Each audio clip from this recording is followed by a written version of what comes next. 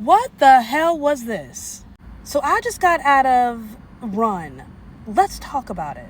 This is a new one for me. I don't know if I've ever seen this outside of a student film, but this is Run, written, co-written, directed, and DP'd, director of photography, cinematography, by the same person, Chris Stokes. I don't know if I've ever seen a director who not only co-wrote the script, but he also was in charge of shooting the film in terms of like cinematography. I don't know if I've ever seen that.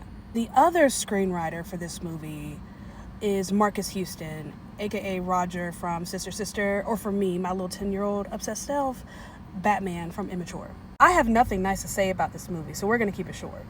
Basically, this is a Tubi movie. And by basically, I don't mean like, oh, it's kind of like, no, it is. It is. So when it comes to doing research prior to a film, I'm only looking for three things. Number one, the director. Who is he or her? Number two, is this their directorial debut? Yes or no? And number three, who's the distributor? Now, based on all three of those things, this is directed by Chris Stokes. This is not his directorial debut. And this is Footage Films, distributed and produced.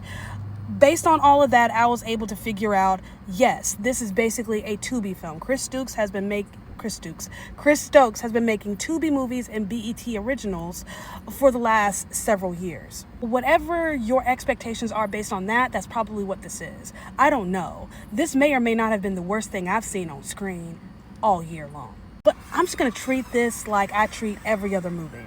Writing screenplays and dialogue, it's a game of show and tell. It's a balance of showing and telling, showing us more than you're telling us. Because, we meet this girl named Mel. She's about to get married to Andre, and she's, in her room, and she is having doubts. How do we know? Because she's literally just speaking every thought that's in her head, basically talking to herself, saying things that would normally just not make sense to be said out loud, but almost as if she's trying to talk to us.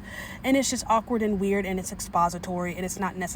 That's where acting is supposed to come in. We wouldn't need to hear all that if we could see it visually. There are scenes in the beginning that drag on way too long. Like the scene of them sitting around and, talking about whatever, relationships and Andre and girl, don't be sad, let's go on a girl. It took way too long for us to get to, hey, let's go on a girls trip.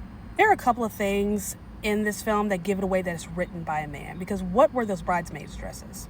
These women are going to bed full glam, waking up no smears, no mess. One girl, before they even went on the girls' trip, she, rolling her suitcase, to the front door, and she's full glam, full face of makeup, but she hasn't taken a shower yet. All that hair and no bonnets, no silk pillowcases, nobody putting their hair up in a messy bun. Like, they're stuck in this cabin 2-3 days, and they still look snatched. If War of the Worlds, Signs, and Independence Day got together and had an ugly baby, that's basically what this movie is.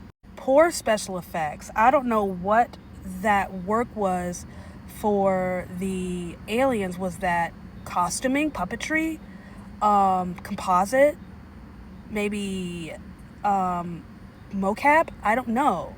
It just looked terrible. It looked made for TV. But the thing that pissed me off the most was the lighting. For a hot second, I thought, okay, maybe the screen is too dark because I've had that problem before, but never in Theater 8, which is where I was. Theater 4, Theater 6, and Theater 13. Yes, the screen has been way too dark. Never in Theater 8. That's one of the good ones. But at the same time, I've been in that situation enough times to know what that looks like when the screen is just not bright enough. That wasn't that. This was extremely poor lighting, and I don't understand why. Now, I understand a good chunk of this movie takes place in the dark, but even in the dark, you need to see stuff. All I'm saying is, there are black people on the screen.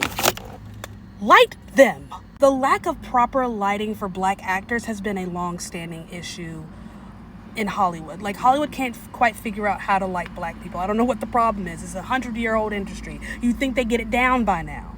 But this was just bad. Bad. Like 90%, I'd say 95% of the cast is black, but the lighting was just so low, almost non-existent. Not even like Robert Eggers, let's, light everything with the illusion of candlelight. Not even that. It was just improper lighting. Like, I couldn't see anything. The music was way too loud. You know what? I'm done. I'm just gonna stop. I'm being mean at this point. Movie was terrible. That was so bad. That ending. What was that? What? Who was in the movie, Savannah? It does not matter. It is so irrelevant.